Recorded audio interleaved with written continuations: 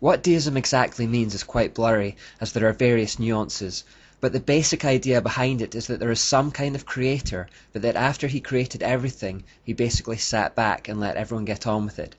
The most commonly used illustration to explain deism is that it's like winding up a clock and then letting it run down by itself.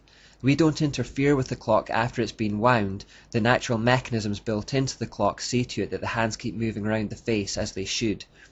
The deist God, therefore, is one that doesn't interact with human affairs as such, but can be determined using reason and observation of the natural world alone, the natural mechanisms of it, if you like.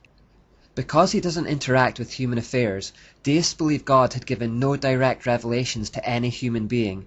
Therefore, all holy books are mere human interpretations of a universal truth. They all contain some strands of wisdom and are of some interest, but none could be considered to be the absolute truth, direct from the mouth of God. None could lay claim to being a perfect and direct revelation. Deists believe that all gods of the world were basically the same one by different names, and that one person couldn't say that his God was any higher than another. This idea that people should abandon ideas of absolute truths largely came about because people had become fed up of religious wars. Instead of everyone fighting about who was the right God, the peaceful solution was to say that everyone was right, everyone had a piece of the truth, and therefore God became less well defined and more subjective. He could be whatever you wanted him to be, and you could call him whatever you wanted to call him. Many deists tended to settle on general and impersonal names, such as Providence.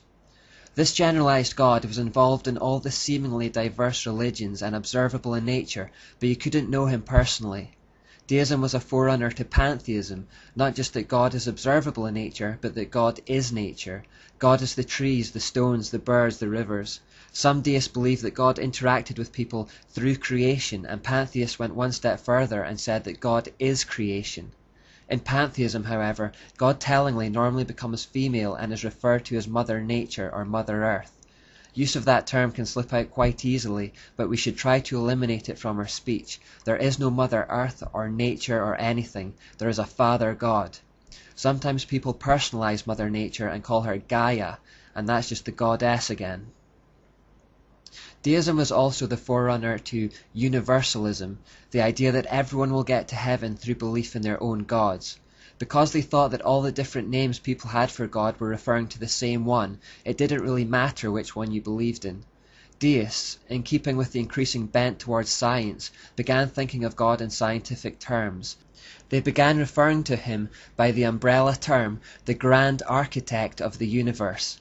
The Grand Architect was thought to have a plan for that universe, but deists believe it would come about through the natural actions of men. Like the wound-up clock, the world is ticking towards its inevitable and natural conclusion. Men would fulfill this plan as they acquired knowledge and evolved towards enlightenment. What people were effectively doing was minimizing God. They couldn't do without him altogether, but they didn't like this idea that he was involved in everyday life. Deism was the middle ground that people required prior to Darwin's theory of evolution. When we get our heads round all this, we understand there was a diabolical genius about the Enlightenment as a counterpunch to the Reformation. A situation had developed where people were intent on rejecting the true God because of the excesses of Catholicism, which had nothing to do with God at all, while simultaneously promoting the amalgamation of all Satan's diverse mystery religions and gods under one heading, in deism.